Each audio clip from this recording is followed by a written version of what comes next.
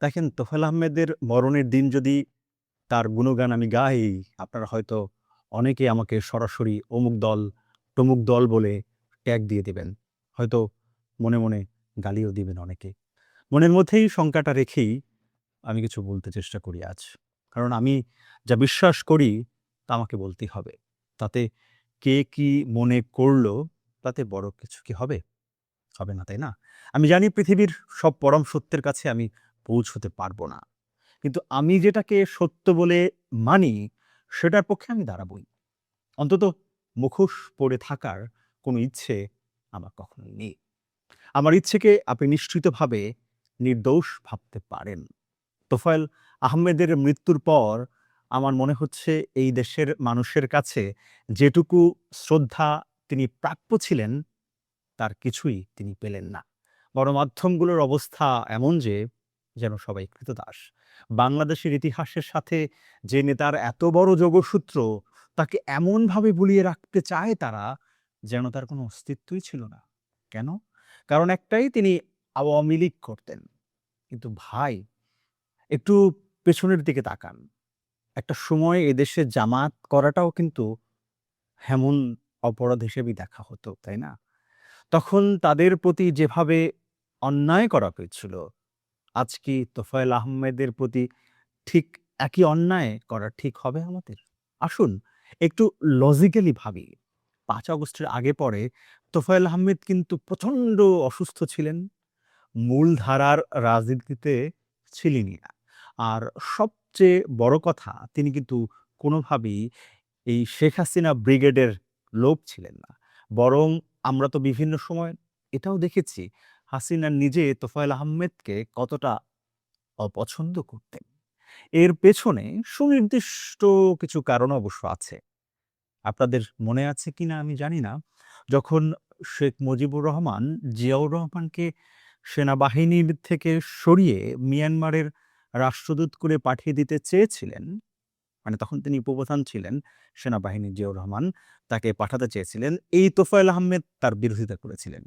তিনি শেখ মুজিবকে বুঝিয়ে সিদ্ধান্তটা তখন পরিবর্তন করান। এক অর্থে তোফায়েল আহমেদের সেই ভূমিকাটাই কিন্তু তৎকালীন প্রেক্ষাপটে জিয়াউর রহমানকে বাঁচিয়ে রেখেছিল মূলত। আবার ওইদিকে দেখেন, কোনো এক ১৫ই আগস্ট পত্রিকায় শেখ হাসিনার একটা লেখা বড় করে ছাপা হয়েছিল বিভিন্ন পত্রিকায়। সেখানে তিনি শেখ মুজিব হত্যার পেছনে এই তোফায়েল আহমেদ আর প্রয়াত আব্দুর রাজ্জাকের দিকে সরাসরি অভিযোগের আঙুল তুলেছিলেন।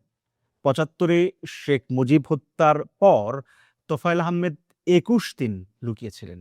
তারপর তিনি গ্রেপ্তার হয়েছিলেন। শোনা যায় তিনি নাকি মার্কিন দূতাবাসের আশ্রয়ও চেয়ে আবেদন করেছিলেন।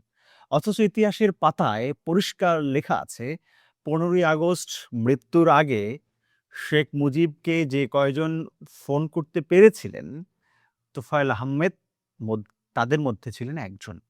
কিন্তু তখন তিনি রক্ষী বাহিনীর নিয়ন্ত্রকও ছিলেন। কিন্তু শেখ মুজিবের সেই আর্তনাদ শুনেও তিনি ৩২ নম্বরে যাননি। এটা নিয়ে তার রাজনৈতিক জীবনে চরম সমালোচনার আছে এবং এই থাকাটা স্বাভাবিকও কিন্তু। তার মানে কি দাঁড়ালো? শেখ হাসিনার সাথে তোফায়েল আহমেদের দূরত্বটা মানে একেবারে শুরু থেকেই ছিল। এমনকি ১/১১ সময় মাইনাস ফর্মুলাতেও তিনি হাসিনার বিপক্ষে সংস্কারপন্থী অবস্থান নিয়েছিলেন। যার কারণে পরবর্তীতে হাসিনার মন্ত্রিসভায় তিনি কিন্তু পাত্তা পাননি। দলীয় রাজনীতিতে থেকেও তাকে দূরে রাখা হয়েছিল। সব মিলিয়ে তিনি আওয়ামী লীগের আওয়ামী লীগে থাকলেও বিগত বছরগুলোতে এই ভয়ংকরতম আওয়ামীকরণের যুগে তার সাথে তিনি যুক্ত হবার সুযোগই পাননি। উল্টো বিভিন্ন সময় তার ভেতরের ক্ষোভ এবং ক্ষোভের কথাও আমরা শুনেছি। আমাদের প্রশ্নগুলো আসলে এখান থেকেই তৈরি হতে পারে। তোফায়েল আহমেদ কিন্তু বাংলাদেশের সংসদীয় গণতন্ত্রকে সবসময় প্রাণবন্ত করে রেখেছিল। মনে আছে আমাদের। এটা তো অস্বীকার আমরা করতে পারব না আসলে। ২০০৮ সালে আগের যে আওয়ামী লীগ, বিএনপি আর আওয়ামী লীগ যখন নৈতিক অবস্থানে প্রায় একই কাতারে ছিল, ২ দলেরই লক্ষ্য ছিল মূলত ক্ষমতায় যাওয়া।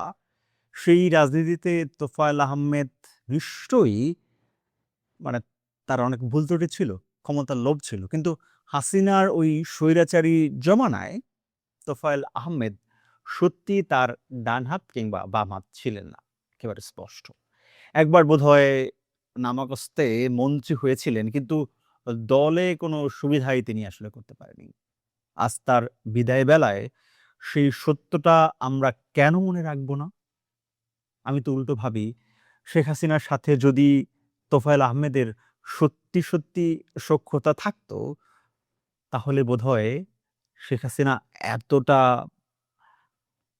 ধ্বংসাত্মক হতে পারতেন না। মনে হয় না আমার। এতটা ভয়ংকর হয়ে উঠতে আসলে পারতেন না বোধহয়।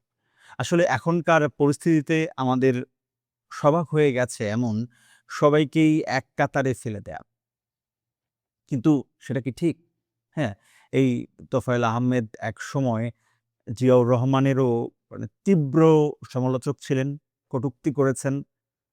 আমরা তার সমালোচনা করি। কিন্তু আজ তার চলে যাবার দিনে আমরা শুধু ঘৃণাই চর্চা করতে চাই না। এই রাষ্ট্রের জন্মলগ্নে তার অবদান ছিল, ছিল বাংলাদেশের সার্বিক রাজনীতিতেও।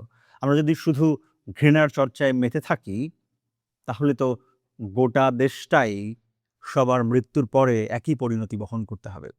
ক্ষমতা আজ আছে তো কাল নেই। ক্ষমতা হারালে কি এভাবেই সবাইকে মুছে ফেলা হবে?